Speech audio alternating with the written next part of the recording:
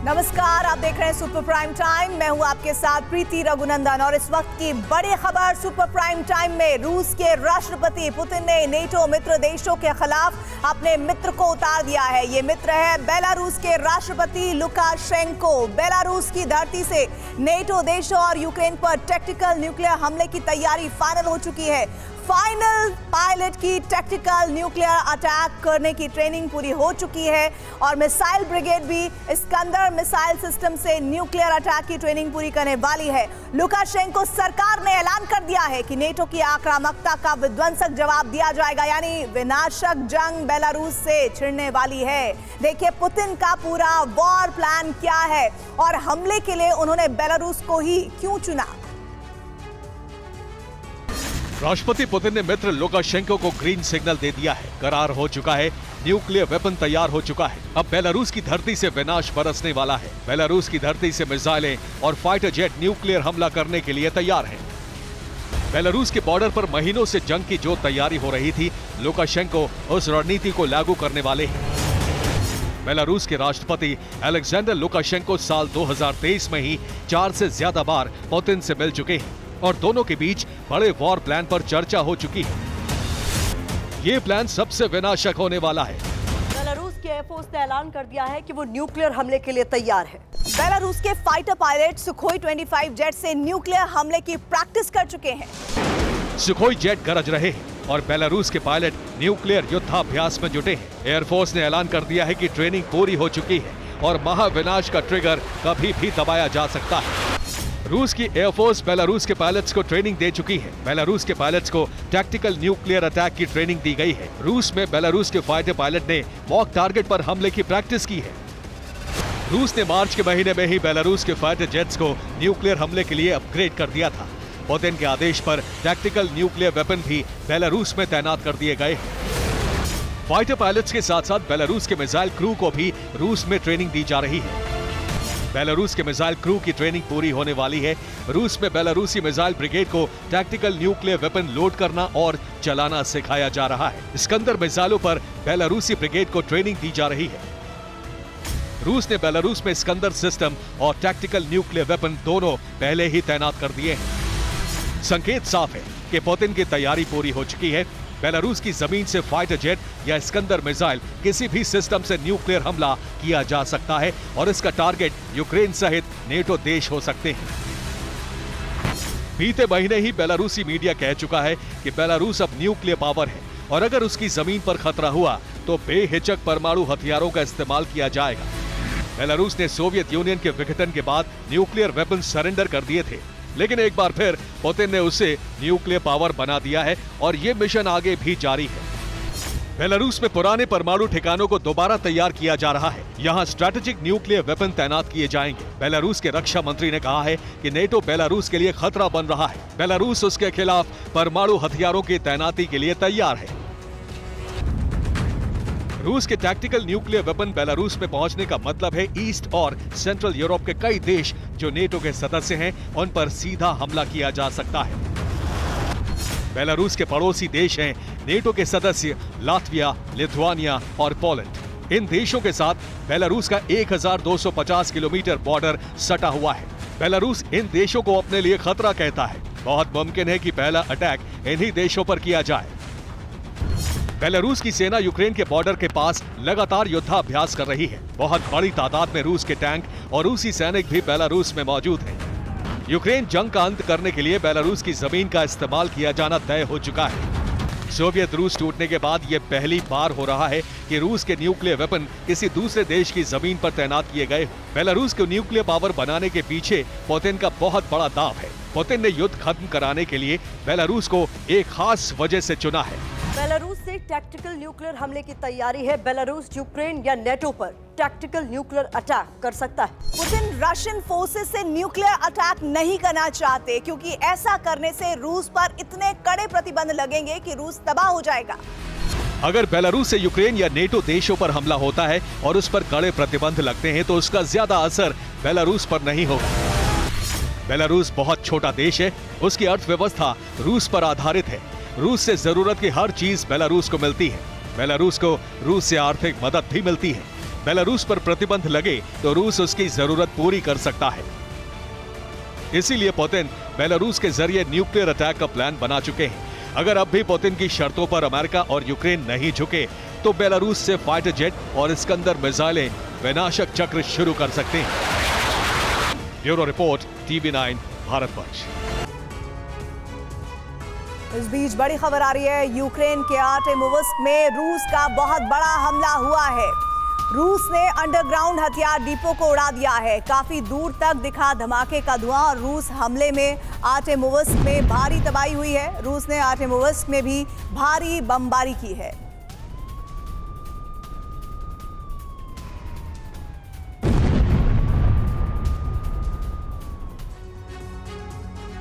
अब तक जितने भी युद्ध लड़े गए हों, हर जंग में अमेरिका की भागीदारी रही है। लेकिन चाहे बात पहले विश्व युद्ध की हो या फिर दूसरे वर्ल्ड वॉर की, सीरिया जंग की हो या फिर इराक अफगानिस्तान वॉर की, आज अमेरिका की जमीन तक नहीं पहुंची।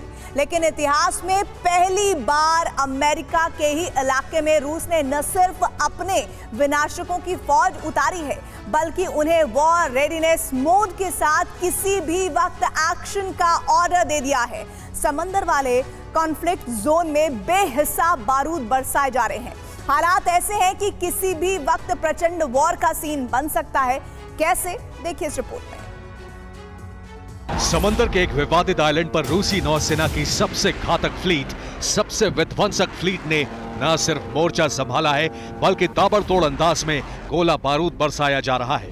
जंगी भेड़ों और युद्धपोतों के जरिए नीले समंदर को थर्राया जा रहा है। हैरान करने वाली बात यह है कि रशियन नेवी की ये फ्लीट यूक्रेन से करीब 8000 किलोमीटर दूर बारूदी कोहराम मचा रही है। डिस्ट्रॉयर, फ्रिगेट और न्यूक सबमरीन के जरिए डेडली मिसाइलें दाग रही है, लाइव फायर ड्रिल कर रही है। अब सवाल यह है कि एक तरफ रूसी ब्रिगेड बीते 14 महीनों से यूक्रेन को दहला रही है, यूक्रेन के कोने कोने को बारूदी बवंडर से तबाह कर रही है, मगर इसी बीच यूक्रेन से करीब 8000 किलोमीटर दूर समंदर का वो कॉन्फ्लिक्ट जोन कौन सा है जहां रशियन नेवी का बारूदी उबाल देखने को मिल रहा है? आखिर वो मुल्क कौन सा है जिसके खिलाफ इतनी भीषण वॉर ड्रिल को अंजाम दिया जा रहा है, वो भी बेहद विनाशकारी हथियारों के साथ? दरअसल रूसी डिफेंस की मीडिया ब्रीफिंग के मुताबिक सी ऑफ जापान और सी ऑफ ओखोत्स्क के बीच कुरिल आइलैंड में रूस की पैसिफिक फ्लीट ने युद्धाभ्यास किया। इस वॉर रिहर्सल में रशियन नेवी के 3000 जवान शामिल हुए। इस ड्रिल में 46 युद्धपोत और 20 सबमरीन ने भी हिस्सा लिया। कुरिल आइलैंड पर रूसी नौसेना की पैसिफिक फ्लीट यूं ही नहीं एक्शन में आई। दरअसल रूस के रक्षा मंत्री सर्गेई शोइगु ने खुद रूस की पैसिफिक फ्लीट को वॉर रेडीनेस मोड में रहने का ऑर्डर दिया है। मगर क्यों? रूस का अभी यूक्रेन से युद्ध तो जारी है, मगर इसी बीच पुतिन की सेना ने कुरिल आइलैंड पर युद्धाभ्यास का प्लान क्यों तैयार किया? क्यों कॉन्फ्लिक्ट जोन में पुतिन ने अपनी पैसिफिक फ्लीट को उतारा? क्यों दर्जनों की तादाद में जंगी भेड़ों और साइलेंट किलर यानी सबमरीन के जरिए बारूदी कोहराम मचाया? तो इसकी वजह है महाशक्ति अमेरिका। आखिर कैसे, ये आपको बताएंगे, लेकिन उससे पहले ये जान लीजिए कि आखिर दुनिया के नक्शे पर ये विवादित आइलैंड कहां मौजूद है। जापान के होम आइलैंड ऑफ होक्काइडो और रूस के शैकलिन आइलैंड के बीच सी ऑफ ओखोत्स्क के पूर्वी दक्षिणी छोर पर कुरिल आइलैंड है, जिसे जापान अपना आइलैंड बताता है, मगर इस कुरिल आइलैंड पर कब्जा रूस का है। इसी समुद्री इलाके में रूस की पैसिफिक फ्लीट साल 2023 के सबसे प्रचंड वॉर रिहर्सल को अंजाम दे रही है।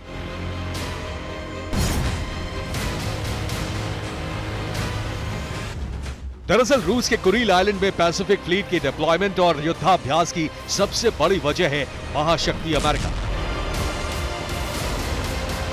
जी हां, दरअसल कुरिल आइलैंड ही वो इलाका है जहां से पुतिन के समुद्री योद्धा किसी भी वक्त सुपर पावर अमेरिका पर हमला बोल सकते हैं। पैसिफिक रीजन में मौजूद रूसी कब्जे वाले इसी आइलैंड से अमेरिका की धरती तक एटमी प्रहार कर सकते हैं और इस समुद्री द्वीप से अमेरिका के सबसे बड़े नेवल बेस गुआम को तबाह कर सकते हैं। जानते हैं, पहले और दूसरे विश्व युद्ध के बाद यह पहला मौका है जब अमेरिकी दबदबे वाले पैसिफिक रीजन में रशियन नेवी का बारूदी ट्रेलर देखने को मिला है।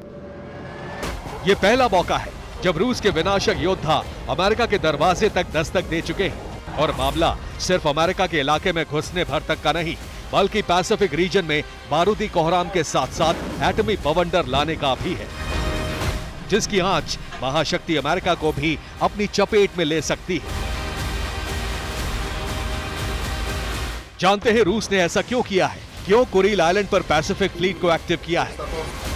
तो इसकी वजह है, पहली वजह अमेरिका और नेटो की ग्लोबल थंडर एटमी एक्सरसाइज, दूसरी वजह अमेरिकी नॉर्दर्न कमांड की विजिलेंट शील्ड 2023 युद्धाभ्यास, तीसरी वजह साउथ चाइना सी में फिलीपींस अमेरिका की लाइव फायर ड्रिल, चौथी वजह 19-20 अप्रैल को यूएस की मिनटमैन 3 मिसाइल का टेस्ट।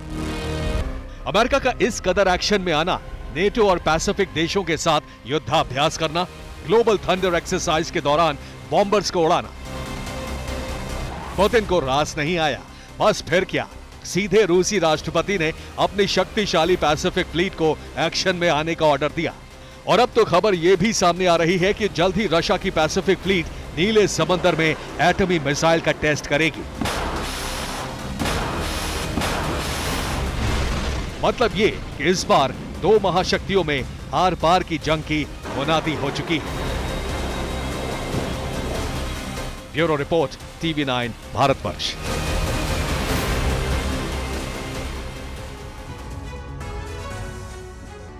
रूस यूक्रेन जंग की स्टार्ट लाइन भले ही नेटो के बढ़ते दबाव की आशंका हो, लेकिन जानकारी जो आ रही है वो इस वक्त ये है कि क्रीमिया में जो विनिंग रिबन क्रॉस करेगा वही आने वाले दिनों में क्रीमिया पर काबिज होगा। और ये कोई कल्पना या अनुमान नहीं है बल्कि रूस के लीक हुए खुफिया दस्तावेजों में दर्ज सच्चाई है, जिसकी पुष्टि चीन के रक्षा मंत्री क्रेमलिन में पहुंचकर कर चुके हैं।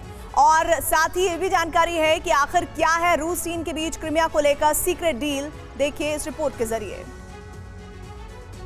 यूक्रेन रूस की जंग का केंद्र क्रीमिया, नेटो की रणनीति की कामयाबी का वो पहला कदम जिसे रूस भी महसूस कर रहा है। डॉनबास और कीव से रूस का फोकस हटाने के नेटो के प्लान के तहत क्रीमिया पर हमले हुए थे और अब ये जंग इसी क्षेत्र में सीमित करने की कोशिश शुरू हो चुकी है, जिसके तहत क्रीमिया सीमा पर यूक्रेन ने हथियार तैनात कर दिए। नेटो ने भी क्रीमिया के लिए स्पेशल वेपन्स भेजे। क्रीमिया पर हमले का ब्लूप्रिंट भी यूक्रेन को मिल गया। रूस ने भी क्रीमिया पर फोकस्ड रणनीति तैयार की।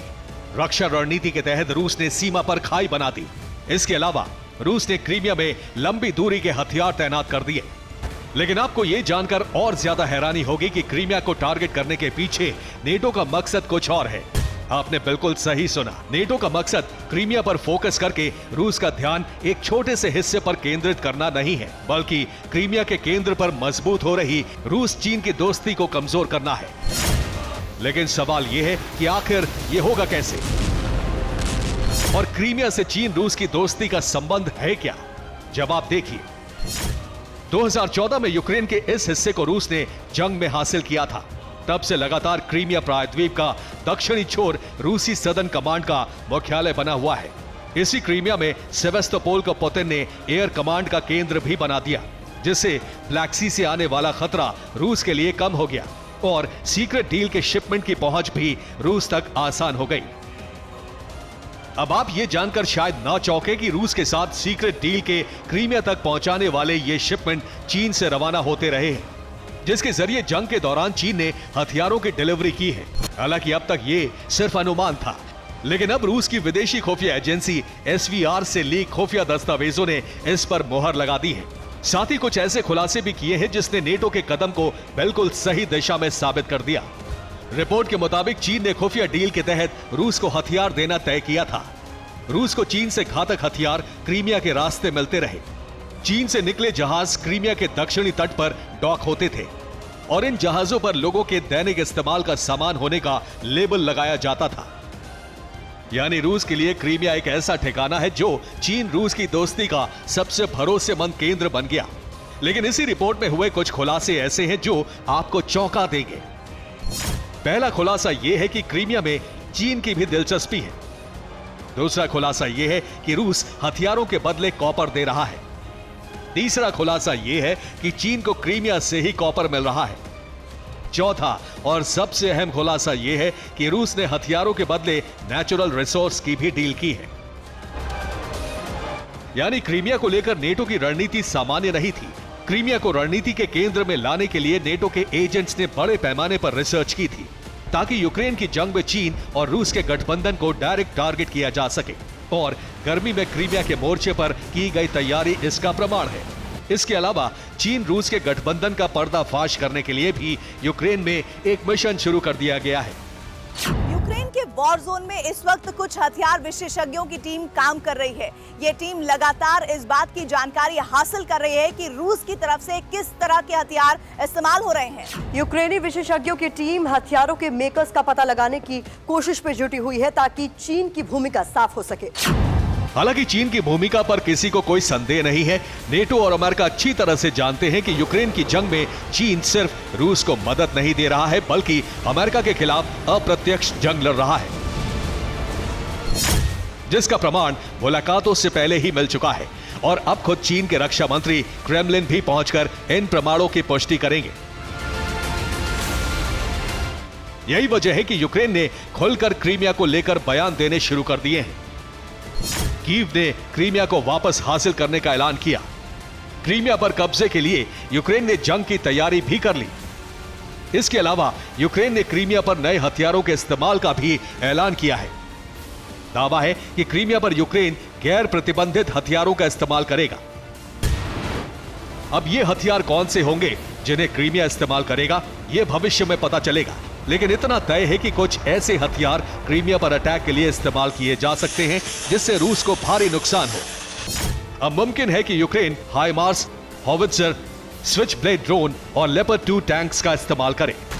इसके अलावा नेटो की मदद से कुछ ऐसे खुफिया हथियारों का भी क्रीमिया पर इस्तेमाल हो सकता है जो रूस के लिए मुश्किल खड़ी कर सकते हैं।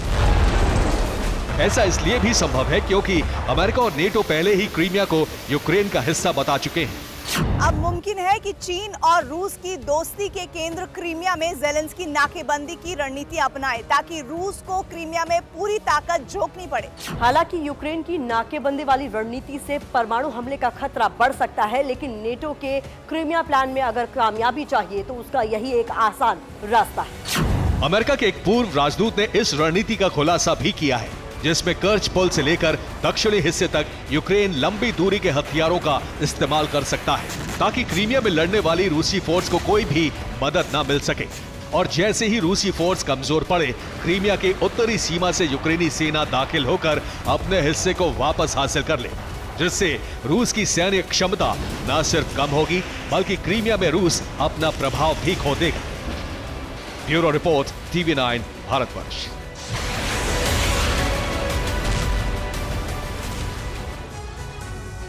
इस वक्त बड़ी खबर आ रही है, यूक्रेन का रूस पर ताबड़तोड़ अटैक हुआ है। रूसी हमले में अंधाधुंध रॉकेट फायरिंग हुई है।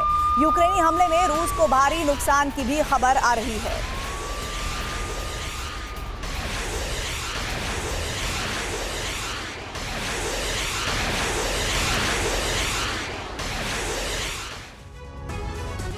और क्या जिनपिंग सिर्फ ताइवान पर आक्रमण करना चाहते हैं? क्या चीन के टारगेट पर सिर्फ ताइवान है या कोई और भी है? ड्रैगन के निशाने पर आखिर कौन है? चीन के लाल सुल्तान का असली प्लान क्या है? अमेरिका की संसदीय कमेटी की रिपोर्ट ने जो खुलासा किया है उसे सनसनी फैली हुई है। दरअसल चीन का टारगेट अब सिर्फ ताइवान नहीं है बल्कि अमेरिका और पूरा नेटो है। तो क्या जिनपिंग का फाइनल मिशन तीसरा विश्व युद्ध है? आगे हम आपको बाखमुत युद्ध की रिपोर्ट विशेष तौर पर दिखाएंगे, लेकिन उससे पहले वॉर रूम में आपको लेकर जाना चाहती हूं और आप अभी नजर डालिए चीन और अमेरिका के बीच जिस तरह का तनाव हो रहा है, इस रिपोर्ट के जरिए समझिए। जनवरी 2024 यही वो तारीख है जब जिनपिंग का ऑपरेशन ताइवान लॉन्च हो जाएगा। ड्रैगन की तैयारी पूरी हो चुकी है। अगले साल ताइवान को तबाह करने का बारूदी मिशन लॉन्च होने वाला है। बस कुछ महीने बाद PLA ताइवान को बर्बाद कर देगी। जिनपिंग के टारगेट पर सिर्फ ताइवान ही नहीं है बल्कि अमेरिका और नेटो देश भी है। इस बात का खुलासा अमेरिकी रिपोर्ट से हुआ है। अमेरिका में एक संसदीय कमेटी बनी है जिसका नाम है कमेटी ऑन चाइना। इस कमेटी ने जो रिपोर्ट सौंपी है उसमें जिनपिंग के जंगी जुनून को लेकर बड़े खुलासे किए गए हैं। कमेटी ऑन चाइना के चेयरमैन माइक गल्लाघेर के मुताबिक जनवरी 2024 में ताइवान में चुनाव होंगे। इसी वक्त चीन ताइवान पर आक्रमण कर सकता है। ताइवान को बचाने अगर अमेरिका आएगा तो जिनपिंग की सेना उस पर भी हमला करेगी। ऐसा इसलिए क्योंकि जिनपिंग के टारगेट पर सिर्फ ताइवान ही नहीं बल्कि पूरा नेटो है। असल में चीन तीसरे विश्व युद्ध की तैयारी कर चुका है। कमेटी ऑन चाइना के चेयरमैन ने आगे जो कहा उससे हर अमेरिकी की टेंशन बढ़ गई। माइक के मुताबिक चीन अपने विध्वंसक प्लान पर बहुत तेजी से काम कर रहा है। वो थर्ड वर्ल्ड वॉर के लिए रेडी हो चुका है। चीन की तुलना में अमेरिका बहुत सुस्त है। बाइडेन महाविनाश को रोकने के लिए खुद को तैयार नहीं कर रहे हैं। अमेरिकी कमेटी ने जो रिपोर्ट पेश की है वो बिल्कुल सच है। असल में जिनपिंग, पुतिन, किम जोंग और रईसी के साथ मिलकर तीसरे विश्व युद्ध का फ्रंट खोलने वाले हैं। शुरुआत ताइवान पर हमले से होगी। ताइवान पर हमला हुआ तो अमेरिका समेत तमाम नाटो देश उसकी रक्षा के लिए आएंगे और उसके बाद तीसरा महाविनाश शुरू हो जाएगा। चीन को सुपर पावर बनना है। ये तभी संभव है जब अमेरिका की बादशाहत खत्म हो। अमेरिका की बादशाहत तभी खत्म होगी जब जंग में उसे पराजय झेलनी पड़े। यही वजह है कि जिनपिंग बाइडेन को पराजित करना चाहते हैं। वो इसके लिए कुछ भी करने को तैयार है। ड्रैगन लगातार थर्ड वर्ल्ड वॉर के हथियारों का जखीरा तैयार कर रहा है। चीन ने एंटी बैलिस्टिक मिसाइल तकनीक तैयार कर ली है। हाल ही में ड्रैगन हाइपरसोनिक वेपन का भी टेस्ट कर चुका है। ये वही हथियार है जिससे चीन अमेरिका पर धावा बोलेगा। ताइवान की सरकार ने दावा किया है कि बीजिंग वाशिंगटन को बारूदी सनक सिखाना चाहता है। इसके लिए वो ताइवान पर बहुत ही जल्द हमला करने वाला है। अमेरिका के खिलाफ जिनपिंग के फैसले भी यही संकेत दे रहे हैं। अमेरिकी विदेश मंत्री एंटी ब्लिंकन बीजिंग दौरे पर जाने वाले थे, लेकिन जिनपिंग ने उनके दौरे को रद्द कर दिया।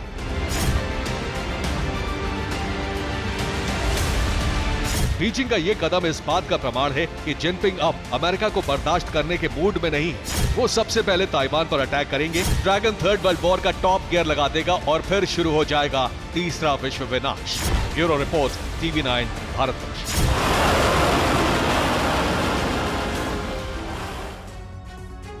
रूस यूक्रेन की जंग में अब तक का सबसे बड़ा विध्वंसक पॉइंट बना हुआ है बाखमुत, जहां अब तक इतना बारूद बरस चुका है कि शहर पूरी तरह से मैदान में बदल गया है। 80% से ज्यादा इलाके में रूस का कब्जा हो चुका है। 70,000 की आबादी वाला बाखमुत वीरान हो चुका है। यहाँ मौजूद है तो सिर्फ रूस और यूक्रेन की सेनाएं, लेकिन इसके बाद भी बारूदी बारिश नहीं रुकी है।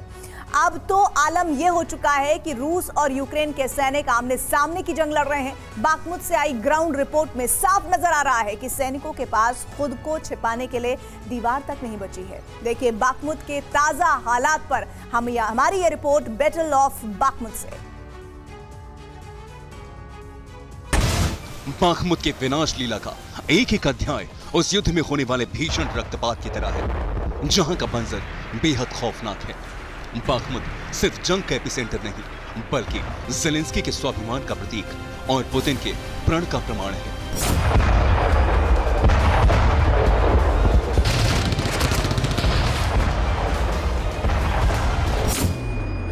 सिर्फ 8 सेकंड में यूक्रेनी फौज ने रूस के ठिकानों पर 18 मिसाइल दाग दी। यूक्रेन ने अंधेरे का फायदा उठाते हुए अचानक प्रहार किया। एक गाड़ी पर पोर्टेबल मिसाइल स्टैंड बनाते हुए ये मिनी मल्टी लॉन्च अटैक रूसी फौज पर बहुत भारी पड़ा।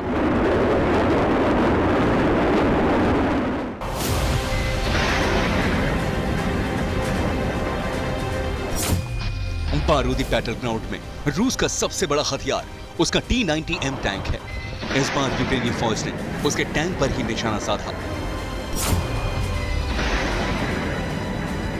बाखमुत पर कब्जे की जंग में ये यूक्रेन का बड़ा काउंटर अटैक था। एक ही बार में यूक्रेन ने रूस का शक्तिशाली टैंक उड़ा दिया।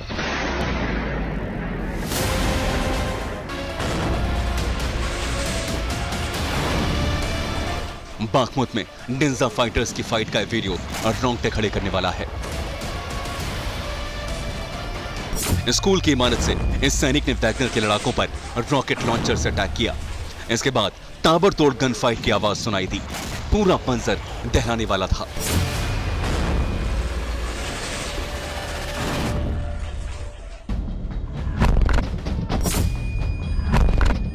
यहां बंकर में छुपकर रूसी फौज पर अटैक किया गया। इसके बाद की खौफनाक तस्वीरें आपके सामने हैं। चीख पुकार मची हुई थी। रूसी फौज पर नॉन स्टॉप अटैक किए गए।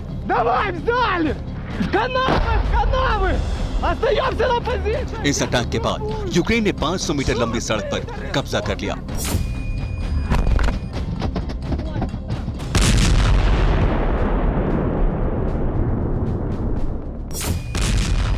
यह रूसी फौज का यूक्रेन पर विध्वंसक काउंटर अटैक था।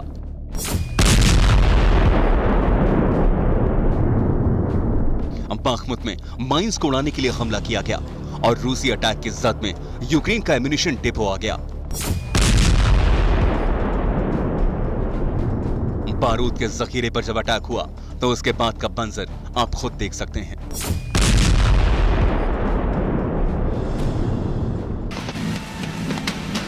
ताजा तस्वीरें यूक्रेन के बड़े काउंटर अटैक का सबूत है। यूक्रेन का यह टैंक जंग के बीचों बीच न सिर्फ तेजी से दौड़ा बल्कि दुश्मन पर भीषण हमला करते हुए आगे बढ़ा। इसके आगे जो कुछ भी आया ये टैंक उड़ाते हुए निकल गया।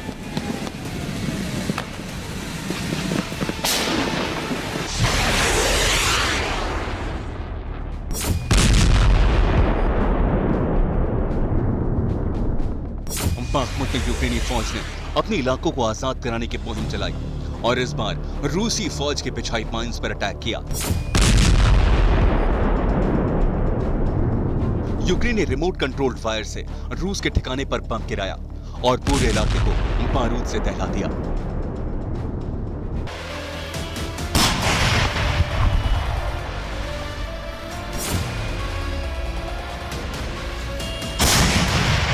आमने सामने की भीषण जंग के साथ यूक्रेनी फौज आर्टिलरी से भी जबरदस्त प्रहार कर रही है।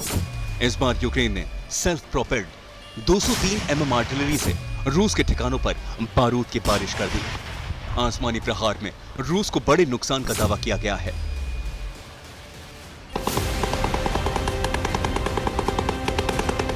यह वीडियो बेहद चौंकाने वाला है। आमने सामने की जंग में रूस और यूक्रेन एक दूसरे पर प्राणघातक प्रहार कर रहे हैं। एक बुलेट इंसान के शरीर को छलनी कर सकती है और यहां बुलेट्स की ऐसी बारिश हुई कि जंग के मैदान में किसी के भी पैर कांप जाए। यहां रशियन और यूक्रेनी फोर्स एक दूसरे पर भारी पड़ी।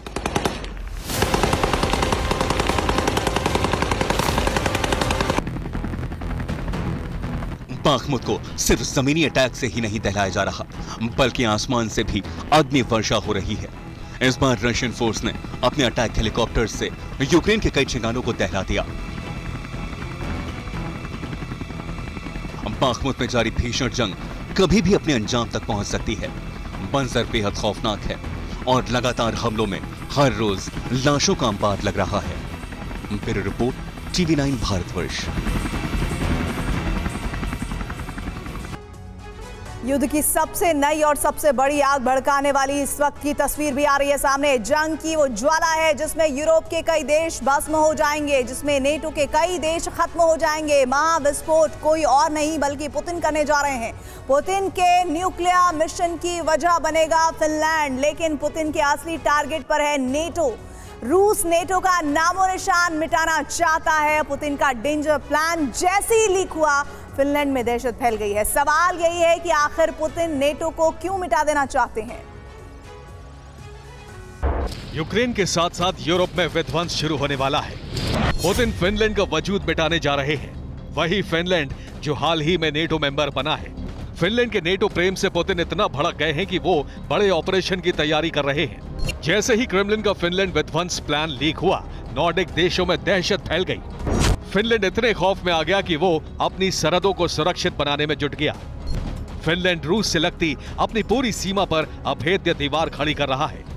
फिनलैंड की 1340 किलोमीटर की सीमा रूस से लगती है और इस बॉर्डर पर फिनलैंड फेंसिंग कर रहा है ताकि रूस की तरफ से किसी भी खतरे को कम किया जा सके। पुतिन फिनलैंड का नामो निशान मिटाने वाले हैं। इस बात का संकेत उस वक्त मिल गया जब मॉस्को में मौजूद फिनिश एम्बेसी में लेटर बम पहुंच गए। रिपोर्ट के मुताबिक फिनलैंड की एम्बेसी में 3 लिफाफे पहुंचे। एक लिफाफा खोला गया तो उसमें व्हाइट पाउडर मिला। इसके बाद एम्बेसी में दहशत फैल गई। बाकी के 2 लिफाफों को नहीं खोला गया। इन 3 लिफाफों को जांच के लिए भेजा गया है ताकि पता चल सके कि लिफाफे में भेजा गया व्हाइट पाउडर क्या है।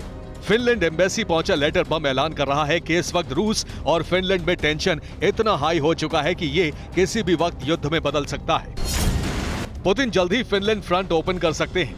इसका संकेत बाल्टिक सी से तब आया जब जर्मनी के यूरोफाइटर ने रूस के 3 विमानों को न सिर्फ घेर लिया बल्कि उन्हें भागने पर मजबूर कर दिया।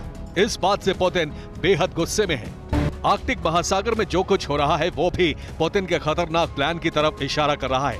यहाँ रशियन नेवी वॉर एक्सरसाइज कर रही है। इन सब के बीच रूस के उप विदेश मंत्री अलेक्जेंडर ग्रुश्कोव ने बहुत ही विस्फोटक ऐलान किया है। एक इंटरव्यू में ग्रुश्कोव ने कहा कि न सिर्फ यूरोप में बल्कि आर्कटिक में भी नेटो की सैन्य गतिविधियां बढ़ाई जा रही हैं। नेटो लगातार उकसावे की कार्रवाई कर रहा है। अगर नेटो अपनी हरकतों से बाज नहीं आया तो बहुत बड़ा युद्ध छिड़ जाएगा। रूस नेटो पर हमला करने में देर नहीं करेगा। युद्ध की ये हुंकार ग्रुश्कोव की नहीं बल्कि पुतिन की है। नेटो के खिलाफ रूस बड़ा सैन्य अभियान लॉन्च करने वाला है। इस ऑपरेशन की वजह बनेगा फिनलैंड। फिनलैंड के साथ साथ पुतिन पलटन उस नेटो का नामो निशान मिटा सकती है जो यूक्रेन युद्ध की आग को भड़का रहा है, जो यूरोप में अपने पैर पसार रहा है, जो रूस की घेराबंदी कर रहा है। Bureau report, TV9 Bharatvarsh. दुनिया का एक मुल्क इन दिनों इतिहास के सबसे बड़े विद्रोह की आग में धधक रहा है और एक दिन पहले सुप्रीम कोर्ट के ऐतिहासिक फैसले के बाद ये विद्रोह और भड़क उठा है। हम बात कर रहे हैं फ्रांस में पिछले 3 महीने से पेंशन बिल के खिलाफ जनता के जबरदस्त प्रदर्शन की।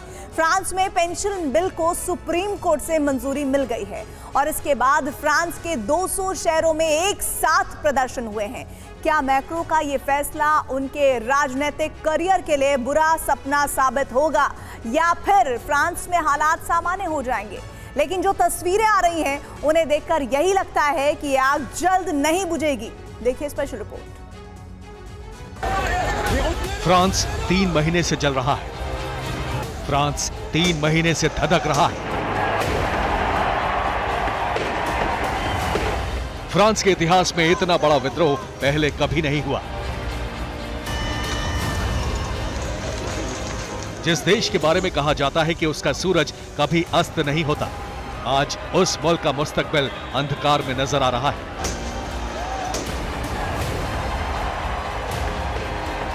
पेंशन बिल के खिलाफ फ्रांस में ऐसा विद्रोह जारी है जिसने पूरे फ्रेंच सिस्टम से लेकर एडमिनिस्ट्रेशन को हिलाकर रख दिया है।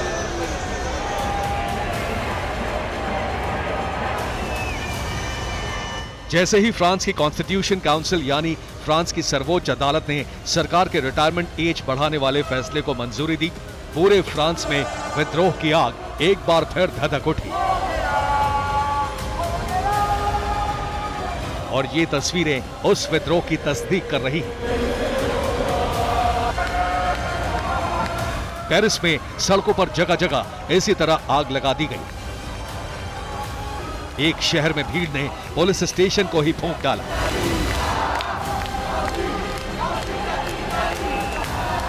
बैस्टिल स्क्वायर के बाहर पुलिस के लिए हजारों की भीड़ पर काबू पाना लगभग नामुमकिन नजर आया।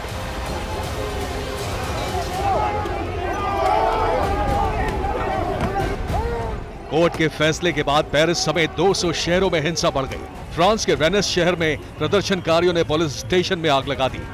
पेरिस में पुलिस ने 112 प्रदर्शनकारियों को गिरफ्तार किया। पेरिस सिटी हॉल के बाहर सरकार के खिलाफ नारेबाजी हुई।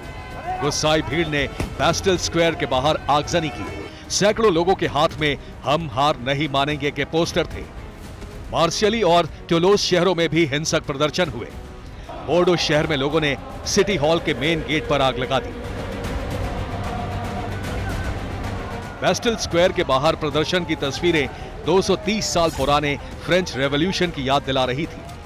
फ्रांस का विद्रोह मैक्रो के लिए गले की फांस बन गया है, लेकिन कोर्ट में मैक्रो की बड़ी जीत हुई।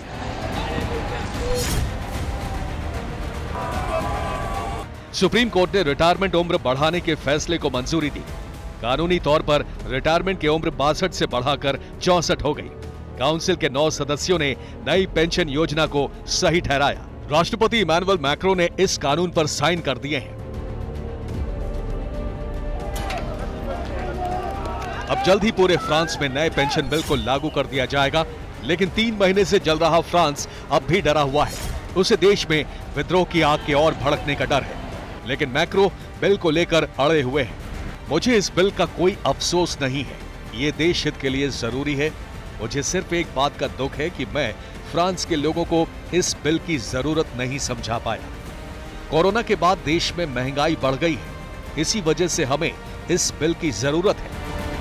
रिटायरमेंट कानून को कोर्ट से मंजूरी मिलने के बाद सरकार ने साफ कर दिया है कि ये कानून इस साल सितंबर तक लागू किया जा सकता है। लेकिन पिछले 3 महीने ही मैक्रो सरकार पर भारी पड़ गए हैं। पिछले 3 महीनों में मैक्रो ने अपने लोगों का गुस्सा देख लिया है। 3 महीनों में पूरे फ्रांस से आई एक तस्वीर ने फ्रेंच सरकार को सोचने पर मजबूर कर दिया है।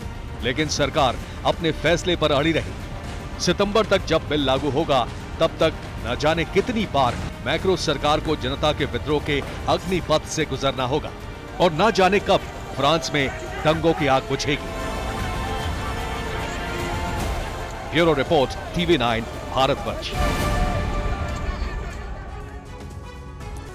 क्या आपने असली सूरज देखा है लेकिन नकली सूरज देखा है क्या? नहीं, ये सवाल इसलिए क्योंकि चीन ने फिर से नकली सूरज को लेकर कुछ जानकारियां साझा की है। ये आर्टिफिशियल सन 7 मिनट तक उजाला और गर्मी देता है, 7 मिनट तक। सवाल यह है कि चीन नकली सूरज क्यों बना रहा है? क्या इसे वो भविष्य में हथियार के तौर पर इस्तेमाल करेगा?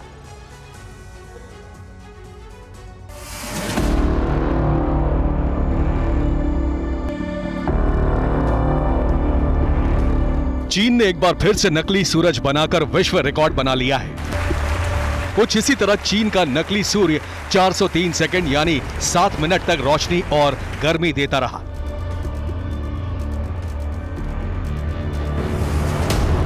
यकीन करना मुश्किल है, पर सच यही है। चीन ने यह कारनामा हेफई शहर में किया। कृत्रिम सूर्य ने 7 मिनट तक अत्यधिक गर्म, अत्यधिक कंटेंटेड प्लाज्मा बनाया।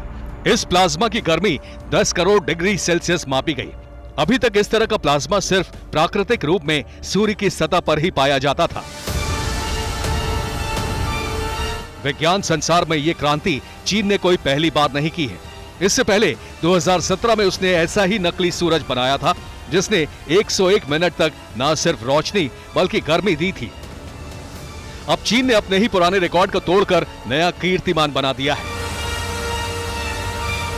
एक तरफ चीन के कारनामे को विज्ञान के क्षेत्र में बड़ा चमत्कार माना जा रहा है, तो दूसरी ओर दुनिया में इसे लेकर डर की नई लहर भी फैल गई है। सवाल यह है कि आखिर चीन नकली सूरज क्यों बना रहा है? इसके पीछे उसकी चाल क्या है? क्या आने वाले वक्त में वो नकली सूरज को हथियार की तरह इस्तेमाल करेगा? इस बात की आशंका इसलिए है क्योंकि चीन की चाल, चरित्र और चेहरा जग जाहिर है। वो सुपर पावर बनने के लिए किसी भी हद तक जा सकता है। Bureau report, TV9 Bharatvarsh.